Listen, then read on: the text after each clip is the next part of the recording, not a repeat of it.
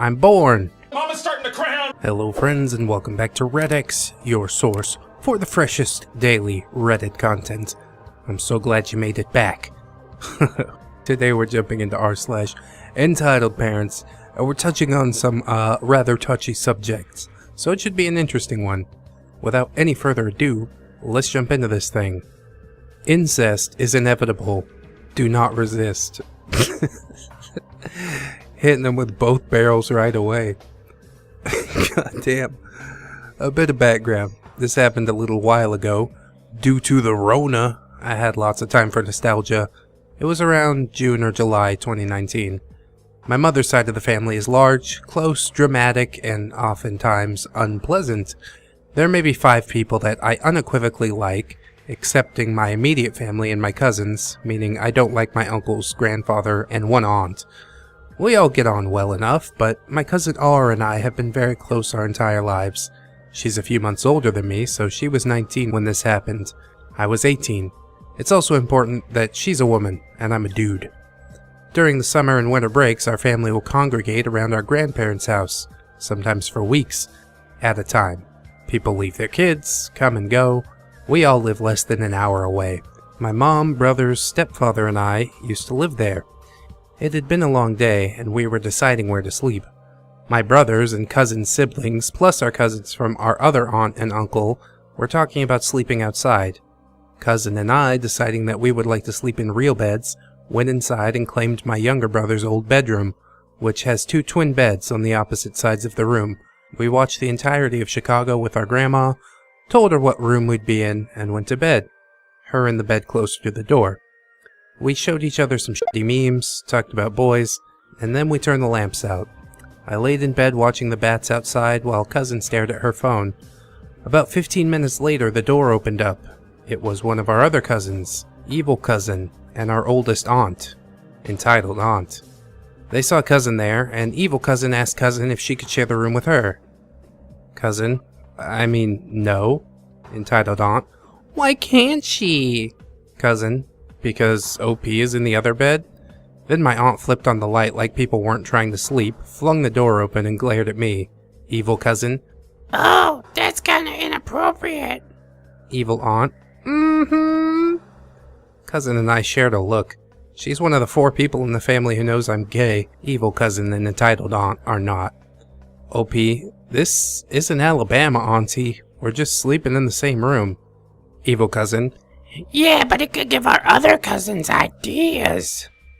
Cousin, what? Entitled aunt, Look, mister, either go sleep outside or sleep downstairs. I don't care what you two say or think. Mixed gender sleeping at your age is inappropriate. OP, well, our age is adult, auntie, and it isn't your house, so it doesn't really matter what you think, because I'm not getting out of this bed. You're welcome to try and move me. Entitled aunt, Stop being a disrespectful punk and move, OP. End of discussion. OP, you're right, it is. I'm not moving unless Grandma says so. And since she knows I'm sleeping here, I bet she won't. Leave me alone. Cousin, seriously, auntie, this is getting ridiculous. Entitled aunt, Young lady, I suggest you quiet down too, before you have to move as well. evil cousin, Come on, OP, don't be a jerk. Just move rooms. Yet another cousin is down in the basement. OP, this is the dumbest crap I've ever had to put up with. Shut up and leave me alone. Then my aunt started chewing me out hardcore, and we wound up having a nice 3 a.m. shouting match over whether or not I could sleep in a bed that I was already in. We're both theater people, and I'm a little deaf, so in the midst we woke my grandma, evil aunt's mom, and my other aunt, good cousin's mom, who came to check it out. Grandma, what's all the yelling? Evil aunt, Mr. Entitled here won't leave the bedroom and let my daughter sleep there. It's so wildly inappropriate. Grandma, cousin, OP, y'all aren't gonna have sex or anything. Cousin, absolutely not. OP, never. Grandma, good enough for me. Grandma walked away and went to bed while evil aunt jabbered on about Setting an example. Then good cousin's mom grabbed her by the shoulder. Good cousin's mom, Entitled Aunt, I love you, but if you wake up the whole house at 3 in the morning over kids sharing a room again, there'll be issues. Entitled Aunt, Don't swear in front of my daughter. Evil Cousin, Can I please just go to bed somewhere? Good Cousin's Mom, the other couch in the living room is pretty comfy. I'll grab you a blanket. Entitled Aunt, Absolutely not. Good Cousin's Mom, well, if you try and make the boy move again, you're gonna piss everyone off, including Ma, so maybe just stop being a bitch and let people sleep. Entitled Aunt, Fine. When he apologizes for being so rude to me. OP, not gonna happen, lady. Then I got up, ran over, closed and locked the door, while Entitled Aunt yelled at me from the other side to open the hell up. Good Cousin's Mom, I'm surprised he didn't punch you in the face. I woulda. So yeah, weird 2 a.m. post about my aunt. Have fun. Also disparaging people for giving out awards. Classy. I'm gonna preempt this by saying that I'm not trying to throw shade on OP, okay? But this definitely takes place somewhere in the southern US. They call the grandma Ma, OP's gay and trying to hide his sexuality, and for for the possibility of incest to even cross the aunt's mind, like, what? I'm not gonna ask too many questions, I guess. But yeah, that was a wild ride from start to finish. So, I hope you guys enjoyed, and let's move on into the next one. My psycho grandmother versus my parents. Round start. This story is quite long, so I'm gonna start from when I was a baby up until now. Oh god. I don't have official dates, but I'll put the year of when the stories begin. Also, if you're easily triggered, do not read the year 2004 as it contains a very serious topic. Please read 2004 at your own risk if you do decide to read it. Makes me want to skip up to 2004. My mom and dad met when they were 14. They never really hit it off until they were about 23 to 25. 1994. While they were dating, my grandmother was always saying such things as, My daughter deserves the best and has no business with someone who's dirt poor. My dad wasn't poor, but he wasn't very wealthy either. He always had a job and has multiple degrees under his belt. When I was being conceived, he was working as a security guard. Wow, was your mom on shift with him? Just kidding. And then he was pulling in a decent amount of money to keep himself and my mother happy. My mother would work day shifts at a local grocery store, packing shelves, working the checkouts, etc. Jumping forward a few weeks later, my parents decided to tell my grandmother that they're having a baby.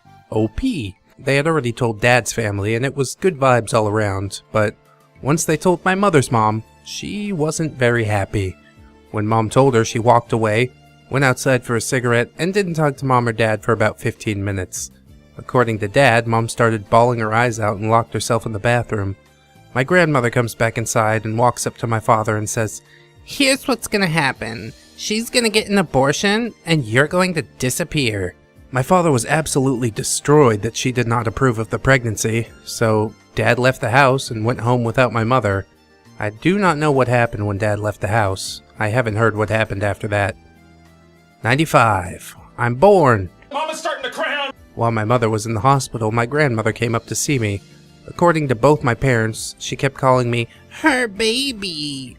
Dad kept his cool in the hospital, as he didn't want to cause a scene, as there were other patients in the room that my mother was in. But my mother absolutely freaked out. She asked my grandmother to leave and was saying something along the lines of, How dare you? You tried to force me to get an abortion and now you want to say he's your baby? No. You, etc. From what I gather, she ends up leaving. A few days later, it all blows over, and my mother and grandmother are okay. 2004. My father's suffering from depression, anxiety, and had lost his job. He searched for about 2 months to find a job, but no one was returning his calls. He starts freaking out as bills need to be paid and food needs to be put on the table. My father gets a call from my grandmother asking how it's going with him getting a job. He tells her that he's been in for interviews, but no one has called him back yet. My grandmother starts to belittle him on the phone. You're a worthless piece of My daughter's gonna be homeless because of you, and your son will be taken away from you. Dad hangs up the phone. Good move. A few weeks go by, and still, no one wants to hire him. My father starts falling into a deep depression. He starts spending the next few days in bed, just crying.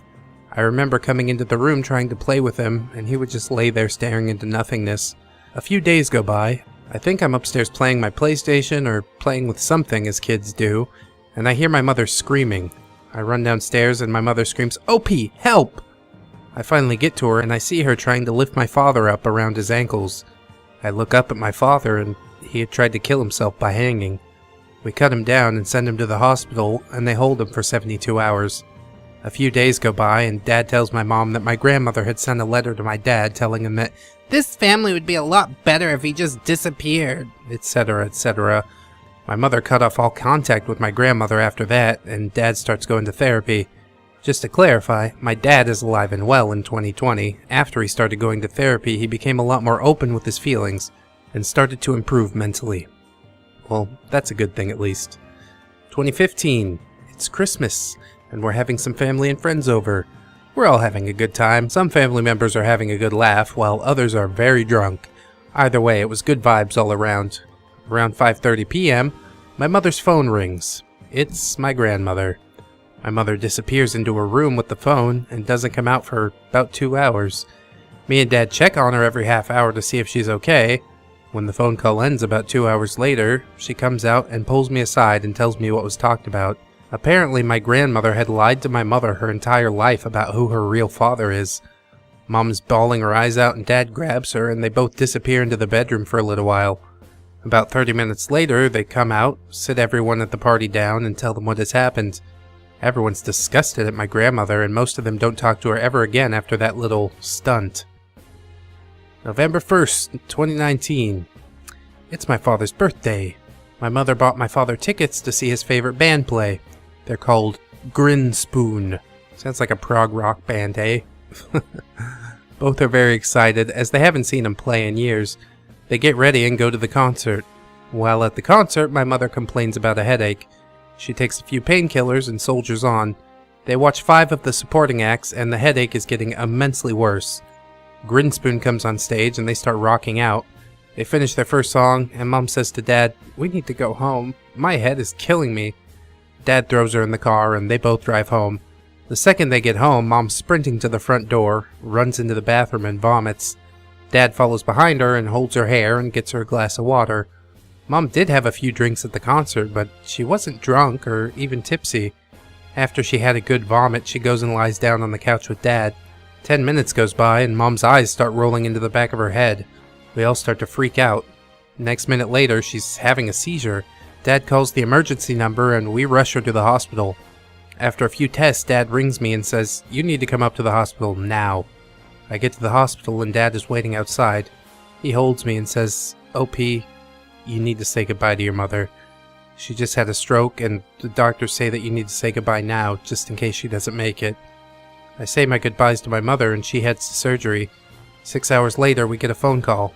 The surgery was a success, and she's alive. Oh, thank God. Me and my father are over the moon, as am I. Dang. The doctors explained to us that she's lost a lot of her motor functions, but will regain most of it with therapy. A few days later, I'm out at work and my dad is going to the hospital to visit Mom. My dad goes to walk into her room and guess who's there? My grandmother. Somehow she caught wind of this. I don't know what was said between her and Dad while Mom was recovering, but I know he said to keep it under wraps, as we will tell everyone in the next few days. The next day, Dad goes up to the hospital, and my grandmother is there. Again. Only this time she's brought people that we don't even know. Dad immediately leaves and calls me to ask who they are. I tell him I have no idea. I call my mother's sister, my aunt, and ask what the hell is going on.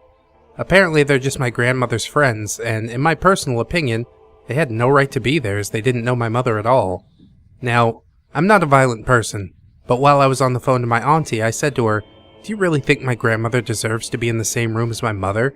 She's cut her out for years and now only gives a shit when she almost dies. What about when we needed her support?" My auntie said nothing, and I reply with, "You know, if I was the one that walked in and saw her, she would have been very lucky to leave with a full head of hair." I hang up the phone. After that phone call, my auntie must have spoke to my grandmother, because she never returned to the hospital. 2 more days go by. I get a phone call from the one and only Wicked Witch of the West. I answer not knowing who it is. "Hello, OP speaking." She replies, Hey OP, it's your grandmother. Remember me? And I reply with, yeah, sadly I do. It's the perfect answer. The f*** do you want? She starts going off her nut at me, calling me every name under the sun, and saying that now that my mother's immobile, that she's going to try and become her carer, and that she's going to make up a bunch of lies on how my dad is a drug addict. my dad's never touched an illegal substance in his life. While she's losing her shit, I press the record button on my phone and just let it capture everything. She hangs up and I immediately get a lawyer. I see the lawyer a few days later and we talk it over. Because I am my mother's son, I can legally sign to become her carer, so I do. And I give my lawyer the audio recording of the phone call me and my grandmother had. I hand her the USB with the recording on it and she plugs it into her laptop. She listens to it and is in total shock. We set up a court date to take my grandmother to court. Yeah, justice! 2 months ago, we finally go to court. My grandmother's facing 2 counts of harassment over a cellular device and 1 count of defamation of character. She is not allowed to go near my mother or anyone else in my house until 2023. Overall, I'm satisfied with the verdict. Also, my mother's doing much better since the stroke and is slowly regaining all of her motor functions. I couldn't be more proud of her. Whew, Entitled Parents is bringing it today with the heavy feels, man. I'm so glad your mom's doing better, OP. That is... I can't imagine anything more terrifying. I feel so bad for your dad, too. But he's definitely a good man for, like, getting her out of the concert. Okay, you feel bad? We'll go home then. As for Entitled Grandmother, Psycho Grandmother, I hope she gets more than just a restraining order. I think a few months behind bars would make her change her tune in a big way. But I ain't the judge. Anyways, let's get into one last story, and then I'm gonna get out of here. Shy girl turned sassy. She back. Entitled Mommy wanted me to cover up at the beach. This happened in December 2013 in Melbourne, Australia. I was on the beach with a male friend, just relaxing. We were all in swimwear, as that is the appropriate attire for the beach. Indeed. I was in a red string bikini, and about 15 feet away from us there was a family of 5. Mom, Dad, and their 3 kids. I noticed that the dad kept stealing glances at me every now and then. Whatever, I didn't care. Our relaxation was interrupted by an "Excuse me" from the mom. I asked her if something was wrong, and she told me I needed to cover up because my bikini was too revealing. And I replied with, "Yeah, it's a bikini." I was hoping she'd fuck off, but in typical Karen fashion, she continued with her nonsense, telling me her kids could see my legs and cleavage, and that this was a place for families to spend time together. My attire was most inappropriate. Sounds like Karen needs to go live with the Amish. Now my friend got involved and told her to stop harassing me. As she argued with them, I noticed that while her kids were playing in the sand without a care in the world, her husband was still looking at me. He averted his gaze when I caught him looking. Now I knew why the Karen was Karening so hard on us. I was amused. I smiled at Karen and said something like, "I don't think it's your kids you're worried about. I think it's your husband." I gave her hubby a little wave as I said this. He smiled back at me, but quickly lost the smile when he caught her death glare. Karen stomped away, and soon afterwards, the family left. My friend and I did get a good laugh out of this. I just love the line of logic here. She's like, oh, husband is staring at girl who is more attractive than me. I better go tell girl who is more attractive than me off, instead of talking to your husband and being like, what are you doing? It's just one of those things. You talk to each other about it, and then you move on. Or in Karen's case, you go over to the person and embarrass yourself and your family. It's your call, you know, it's your life. Do what you want to do. Could you do me a favor? Could you have a great day? Could you do that for me? Thanks. But anyways, friends, thank you so much for watching.